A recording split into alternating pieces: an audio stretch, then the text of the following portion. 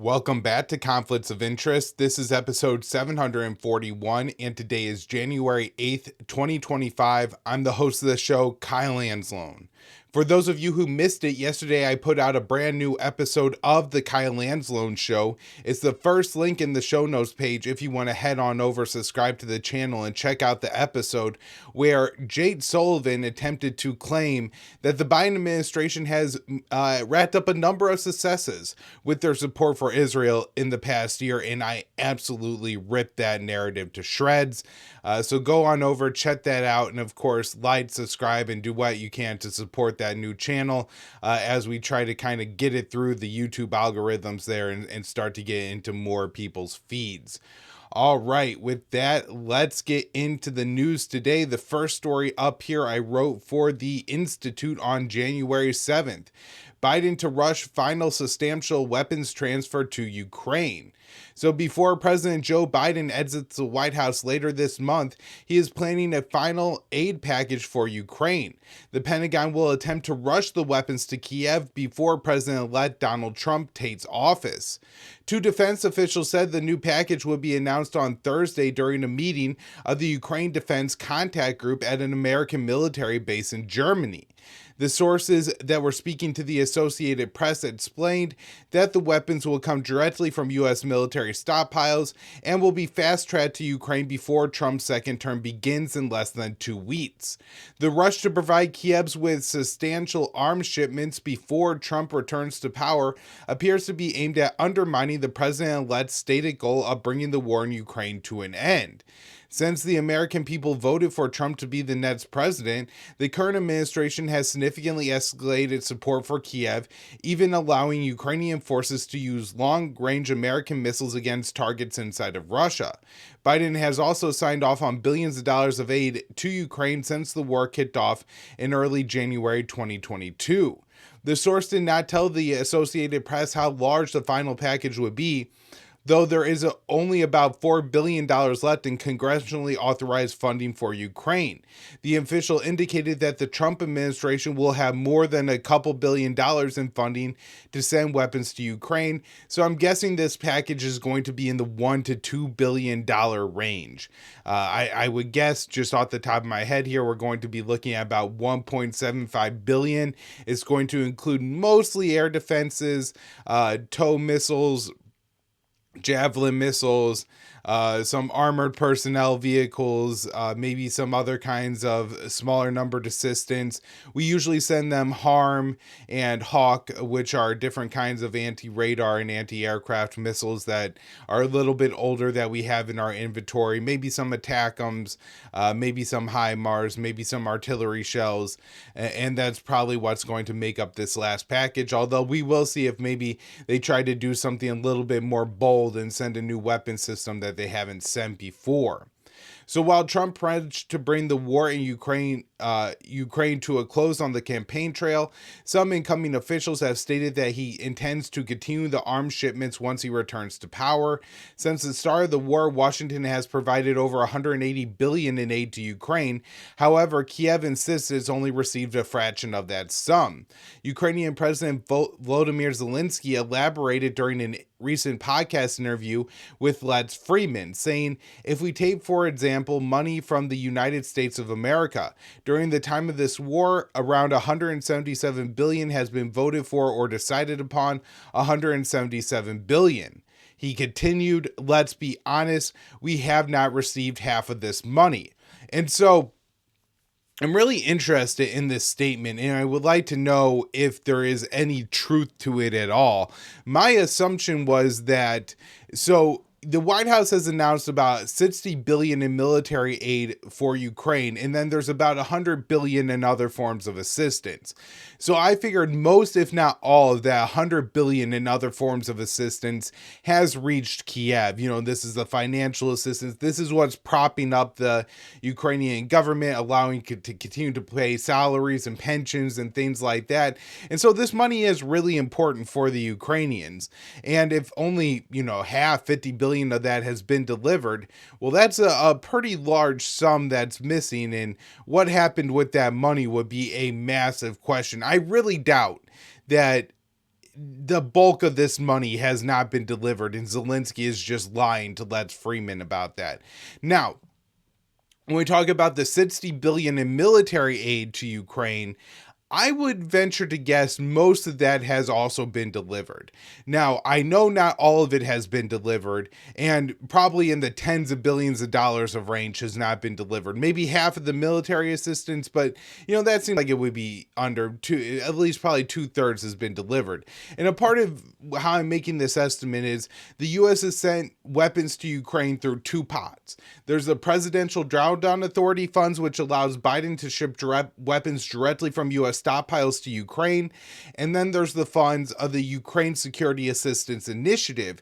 And those funds the U.S. uses, will go to Raytheon and will say, hey, can you build 1,000 Stinger missiles to send to Ukraine?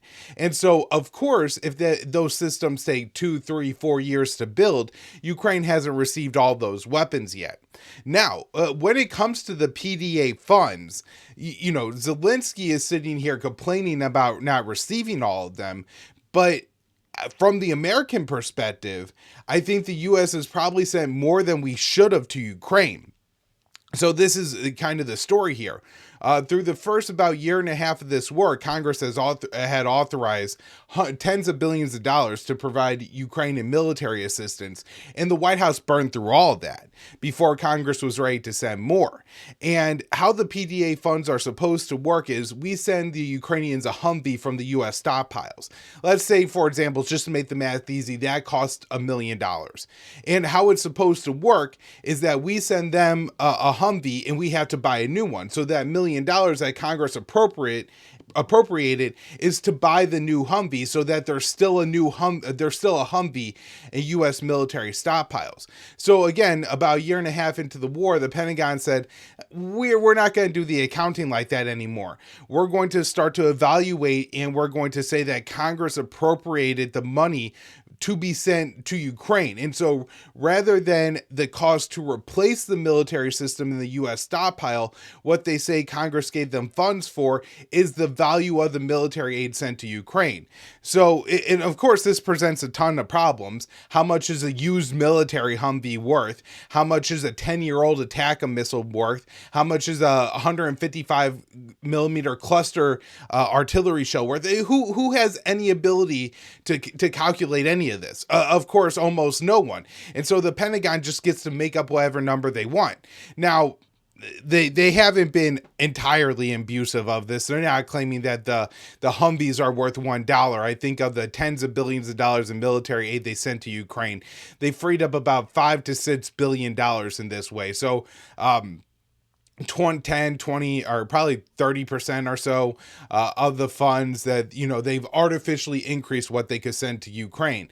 And so for Zelensky to be complaining that he hasn't received enough weapons, from the perspective of the Americans and what Congress had approved the Biden administration to send, we may have even exceeded really what we should have sent at this point. But it is fair to acknowledge that maybe some of the weapons that were approved by the PDA for logistical reasons, as we work to get them into Europe, into Germany, then into Poland, and then into Ukraine in a way that the Russians don't immediately target and destroy this military equipment, is probably a difficult logistical challenge that does take some time. Additionally, the Biden administration, I know, has been doing a separate thing, and this has also been in the whole scheme of trying to Trump-proof the war in Ukraine, where we're approving weapons, and then we're transferring them to the control of NATO, so they're probably somewhere in Europe, and then NATO is actually going to decide when they go into Ukraine. And this made sense, right? If you're Ukraine, weapons depots are probably a massive vulnerability anywhere in Ukrainian territory, but if they're just over the border in Poland or Romania or another state, then they're effectively safe from being targeted by Russia. And so maybe there's a chunk, a few $1 billion worth of weapons that are sitting in weapons depots around Europe, ready to be sent into Ukraine when the Ukrainian forces actually need them, but they don't want to leave them sitting around Ukraine. And so I could again see a few $billion worth of assistance, maybe 10 to 15. So at the most, like a third, but probably less than a quarter of the $60 billion in military aid that the U.S. has approved for Ukraine has not yet been delivered. Again, a chunk of that are the weapon systems that are being built for Ukraine currently, which made sense why they haven't arrived, and then the systems that are sitting outside of Ukraine, either as a part of the Trump proofing program or just to protect them in their weapons depots. But certainly Zelensky's comment here seemed quite strange to me, and I think that it's probably a bold-faced lie. All right, next up here, Ukrainian troops training in France go AWOL. All right, so this one's from the Institute on January 7th. Dozens of Ukrainian soldiers stationed in France for training have reportedly fled their military bases.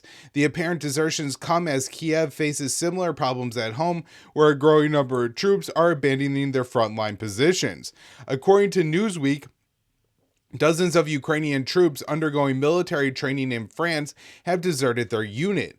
An unnamed French military official, cited by AFP, downplayed the number of soldiers walking off the base as marginal and noted that desertions are not a crime in France. And so I gotta make a couple points here. For the average Ukrainian soldier that's just walking off the base and trying to live a life somewhere else, good on you, right? Like, I do not want to see more people sacrificed to the meat grinder in Ukraine. And so that's good. And that is not a crime in France, and that these people apparently could just, go live their lives in France now. That's absolutely great. So that's like the little piece of good news I had for this story. So the troops belong to Ukraine 155th Anne of Kiev Mechanized Brigade, dubbed a flagship project of the French military, which has also supplied arms to the unit. Other brigades, 5,800 soldiers, around 2,300 were trained on French soldier, per Newsweek. Most of the members were conscripts with no battlefield experience, and the army has reportedly faced challenges of mismanagement. An investigation by Ukrainian journalist Yuri Bushtov found that some 1,700 soldiers had deserted the brigade before entering combat, and that at least 50 left while training in France. He argued that the desertions reflected poor management by military officials, saying they continue to waste lives and state funds on new projects instead of strengthening experienced and combat-ready brigades. In comments to the Associated Press last month, one Ukrainian lawmaker estimated that 200,000 desertions have occurred on Kiev's side since the start of the conflict in early 2022. The outlet went on to report that desertion was starving the Ukrainian army of desperately needed manpower and crippling its battlefield plans at crucial times in the war, adding that the entire units have abandoned their posts, leaving defensive lines vulnerable and accelerating territorial losses. American officials have claimed that Ukraine's failures are largely due to manpower issues and have pushed Kiev to reduce the conscription age from 18 to 25. In 2024, it lowered the conscription age from 27 to 25 to help fill out Ukraine's military ranks.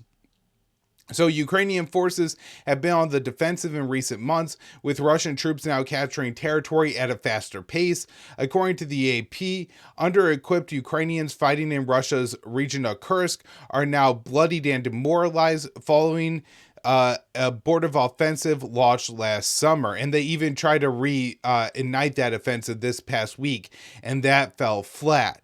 Now, there's a couple other things I want to mention related to this story. One is that the French government has been talking with the Ukrainian government about training the Ukrainian troops on Ukrainian soil, and you have to wonder if this story has any impact on that, where the Ukrainians are worried that if their soldiers are sent to France to undergo training, that they're just going to walk off and that the French government isn't going to do anything because it's not a violation of French law.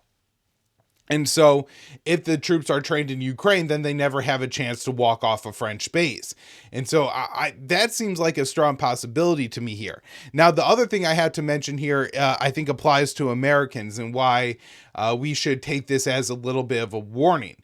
So first off, I want to say, people walking off of military bases not to go fight in a conflict is a good thing, right? Like, if there are Ukrainian soldiers fighting in the United States, are training in the United States of America to go fight in this proxy war in Ukraine against Russia, and they decide to desert, all the better for them.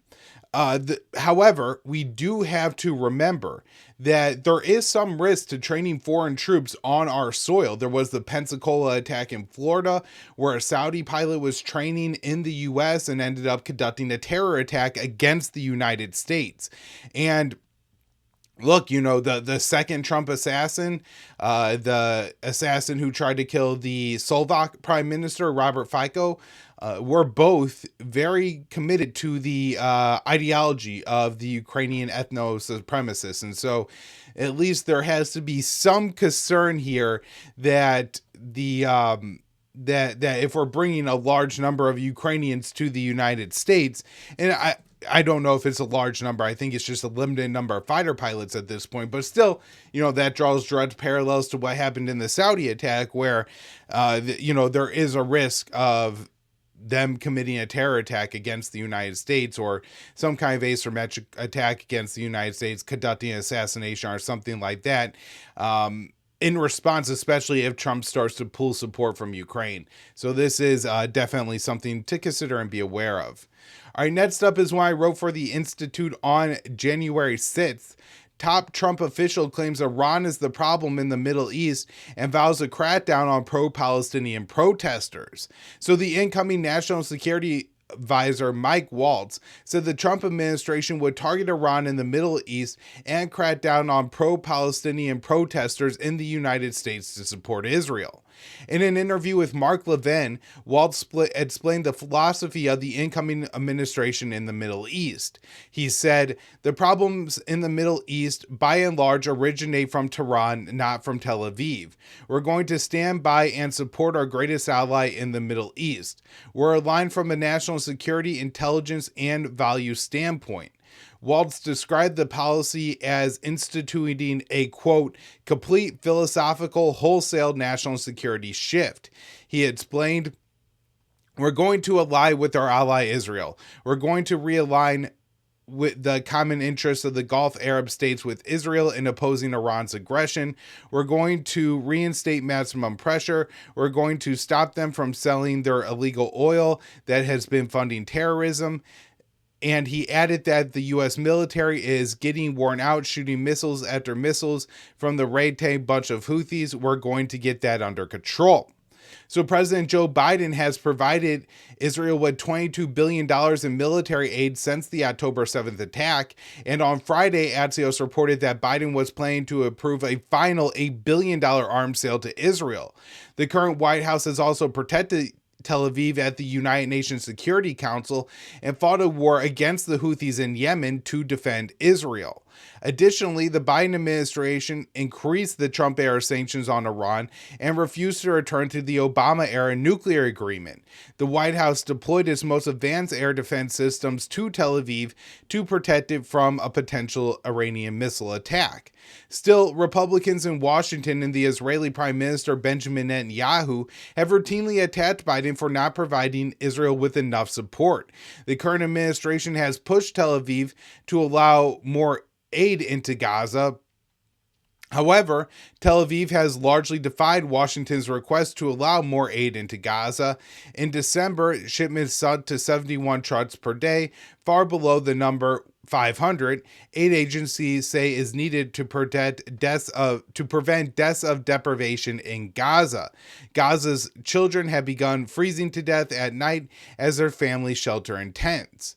CNN reported that the incoming administration will be more amenable to Israel's policies of further restricting aid shipments to Gaza and the Tel Aviv hopes to further cut the deliveries once Trump returns to office.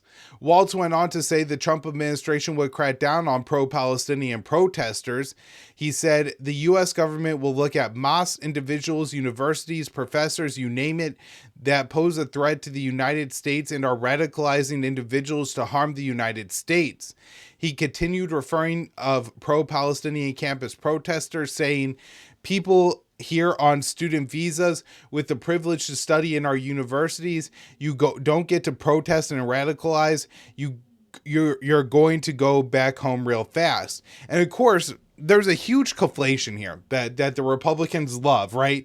Where they just completely, and of course, right, we have to remember that this comes on the heels of 4 years of Republicans legitimate, and more than 4 years, but especially the past 4 years of Republicans legitimately suffering censorship at the hands of corporations in the U.S. government, right?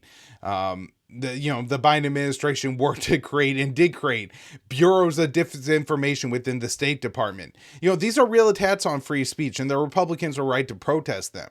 But now the Republicans are actively attacking the free speech and the First Amendment on their own, completely saying, you don't have the right to protest and radicalize.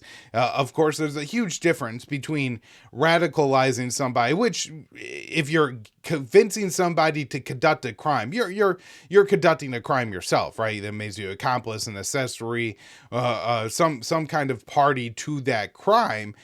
Where if you're just protesting for the rights of Palestinians and against the U.S. providing an unlimited amount of military assistance to Ukraine, well, that is something that's supposed to be protected by the First Amendment in the United States of America. But now that Republicans are back in power, the First Amendment has gone from being what they use as their sword, and that they so proudly proclaim that we need this to be able to say what we want to say and to ensure that there's free speech in this country and things like that. But now that they're back in power, free speech is an inconvenience because they are the powerful. And that's what free speech threatens. So some of Trump's America First supporters may view doubling down on U.S. support for Israel as a violation of that policy. Waltz said he believes Trump will be convinced to follow through with the policy points he laid out to Levin. He said deals such as expanding the Abraham Accords is, quote, what gets President Trump so excited and what makes all these historic disagreements that have perpetuated for decades, if not centuries, smaller and smaller. So on Monday, Trump made remarks to radio show host Hugh Hewitt that would suggest Waltz is correct. He said, well, I'm the best friend that Israel ever had. You just look at what happened with all these things that I've gotten, including Jerusalem being the capital, the embassy being built, and he added the provision of military aid to Israel would be uninterrupted during his upcoming administration. All right. Let's continue here. This one from Dave DeCamp. Report military action against Iran will be a real possibility under Trump. So Dave writes, military action against Iran's nuclear facilities will be a, quote, real possibility under the incoming Trump administration, Axios reported on Monday.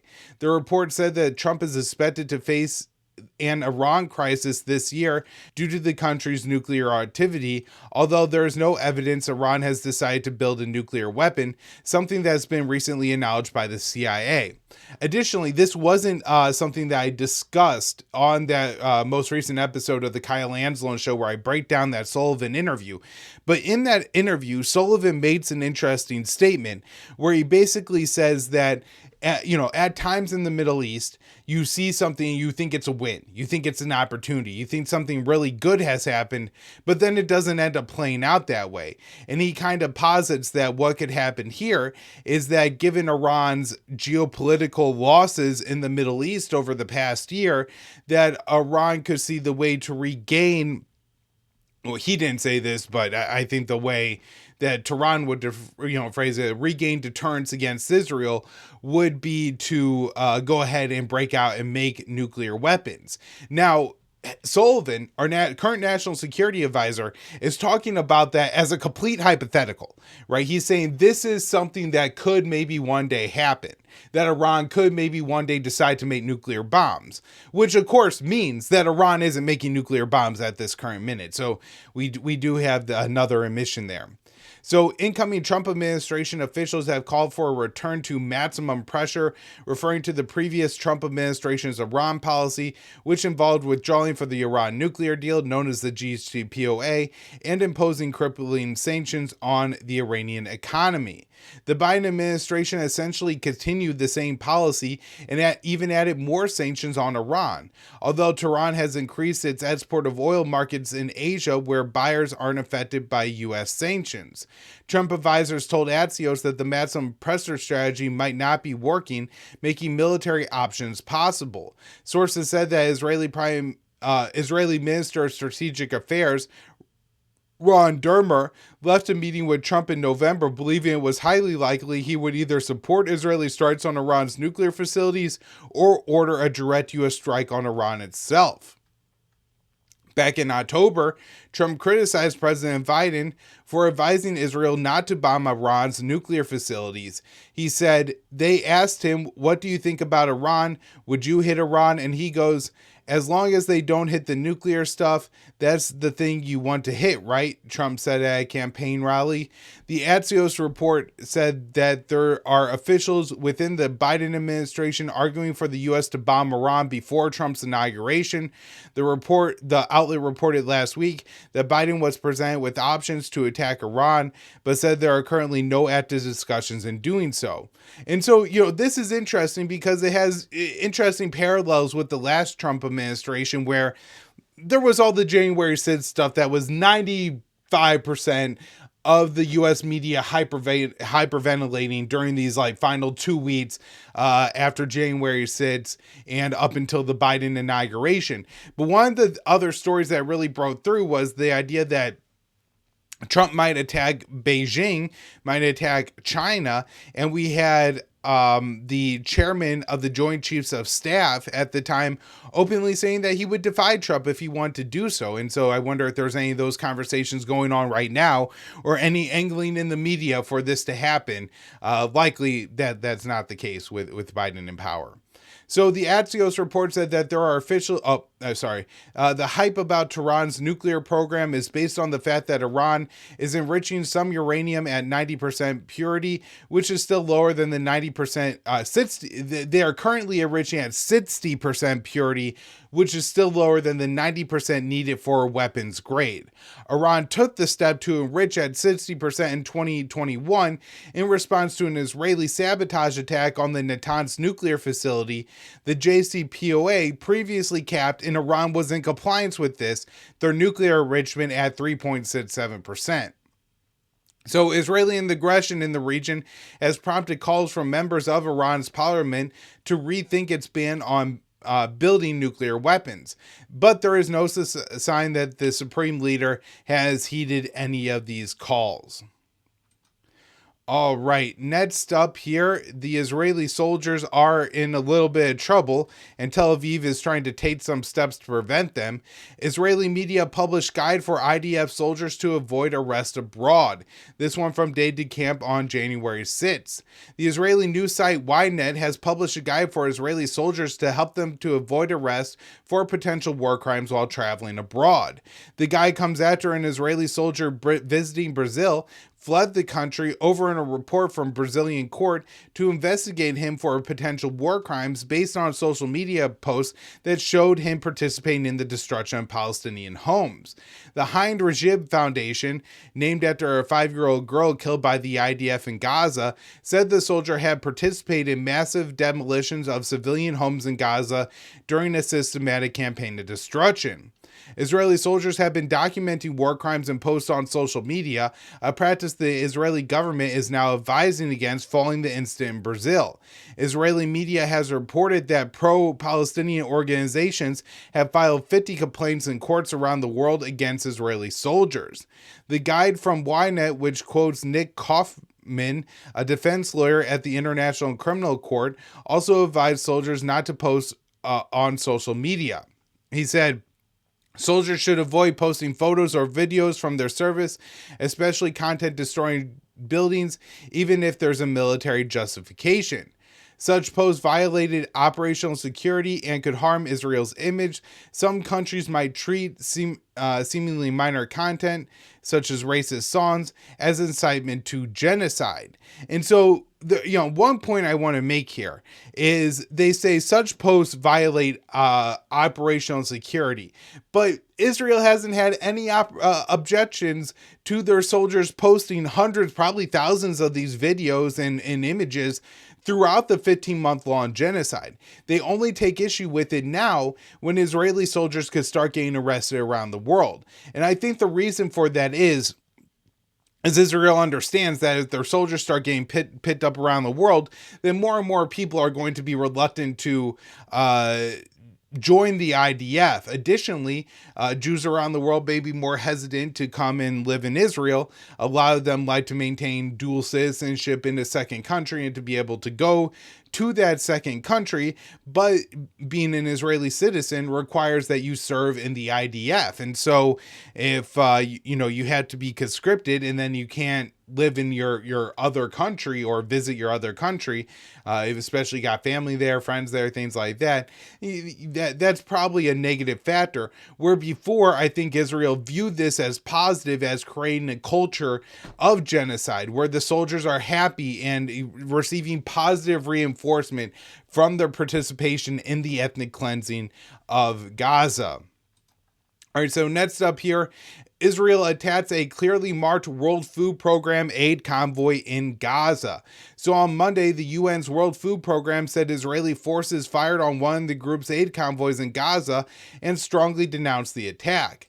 The WFP said the convoy was, quote, clearly marked and that 16 bullets struck 3 vehicles that were carrying a total of 8 aid workers, none of which were injured in the attack. The WFP said the aid convoy had obtained the necessary clearances to operate in the area. The tweet from WFP said, absolutely unacceptable. A WFP convoy clearly marked and carrying 8 team members was shot at by Israeli forces near Waldai, Gaza, despite prior clearances. So this is a statement from Cindy McCain, the widow of John McCain. She said, "We must have safe, secure access to continuing delivering life-saving aid." Which is always wild when the widow of John McCain thinks Israel is being too aggressive. So the Israeli military has targeted aid workers throughout the genocidal war in Gaza. The WFP said the latest attack came after a missile struck a flour distribution warehouse in central Gaza run by UN aid partners over the weekend, seriously injuring 3 humanitarian aid workers. The incident that gained the most attention was when the Israeli strike killed 7 aid workers for the World Central Kitchen on April 1st, 2024.